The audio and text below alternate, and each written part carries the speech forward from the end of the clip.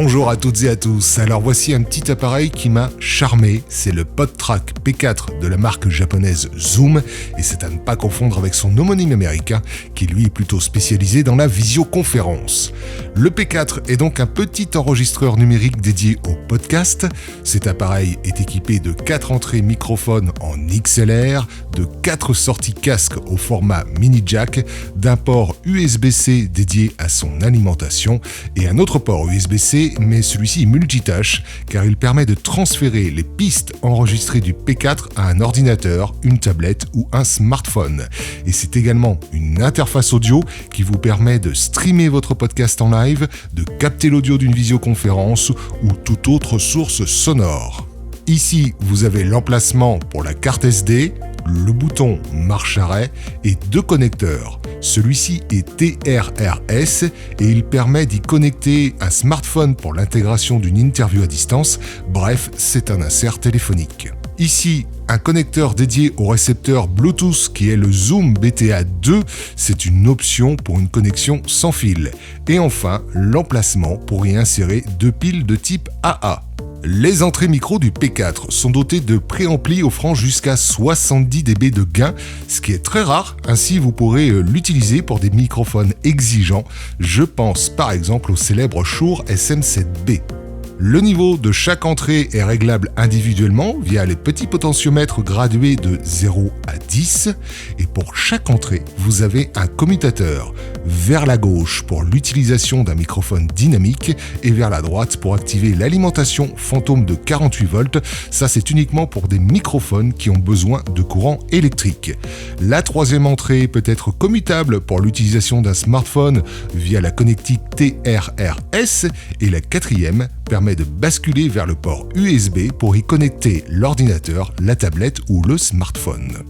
Ici, vous avez 4 boutons mute pour chaque entrée et la partie très intéressante est les pads avec ces 4 boutons A, B, C et D. Le pad fonctionne comme un cartouchier, c'est-à-dire que vous pouvez attribuer un son à chaque pad. Ça peut être par exemple un jingle, un bruitage ou encore une interview préenregistrée. Et le niveau des pads est réglable via ce petit potentiomètre. Ici, vous réglez individuellement le niveau sonore de chaque casque. Enfin, vous avez le bouton menu, play, pause, stop et enregistrement. L'écran vous donne quelques informations, dont la durée totale d'enregistrement disponible, le niveau sonore de chaque piste, du pad et de la sortie générale. Le menu, lui, est seulement en anglais, il vous donne néanmoins accès à quelques petits réglages. Files permet l'accès à tous les fichiers son enregistrés sur la carte SD. Soundpad vous permet d'assigner un fichier audio à chaque pad. Play Mode permet de définir une action sur chaque pad avec différents modes, dont One Shot et Loop. Et enfin, le bouton Level permet d'ajuster le niveau audio du pad concerné. Mix Settings nous donne 2 options, le Low Cut qui va réduire les basses fréquences inutiles et le limiteur qui lui permet d'ajuster automatiquement le niveau sonore. File Transfer fonctionne donc comme un lecteur de carte, c'est ce qui va vous permettre de monter la carte SD sur l'appareil connecté via son port USB.